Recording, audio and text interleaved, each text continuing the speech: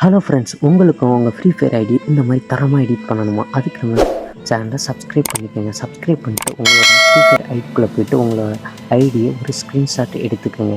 Screenshot எடுத்ததுக்கப்புறம் என்ன பண்ணுவீங்கன்னா, அப்போது ஸ்க்ரீன்ஷாட் எடுத்தால் உங்களோட ஐடியை நான் எப்படி எடிட் பண்ணுறனோ அந்த மாதிரி கட் பண்ணி எடுத்துக்கோங்க.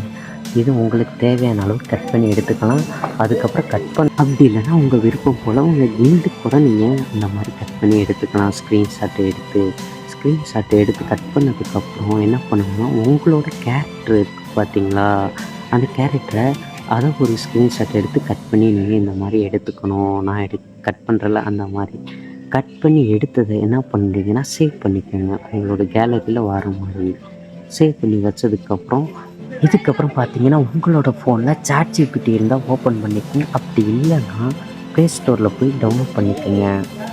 ChatGPTக்குள்ளே நீங்கள் ஓப்பன் பண்ணி உள்ளே போனதுக்கப்புறம் கட் பண்ணி வச்சா அந்த 2 ஃபோட்டோவும் ஆட் பண்ணணும். ஆட் பண்ணிட்டு நான் ஒன்று டைப் பண்ணி கொடுத்துருப்பீங்க பார்த்தீங்களா, அந்த நீங்கள் டைப் பண்ணணும். டைப் பண்ண வேண்டியதை நான் கமெண்ட்லேயே பின் பண்ணி வைக்கிறேன். அதில் 7 சனிங்கிறத மட்டும் டெலீட் பண்ணிட்டு உங்களோட பேரை ஆட் பண்ணிக்கோங்க.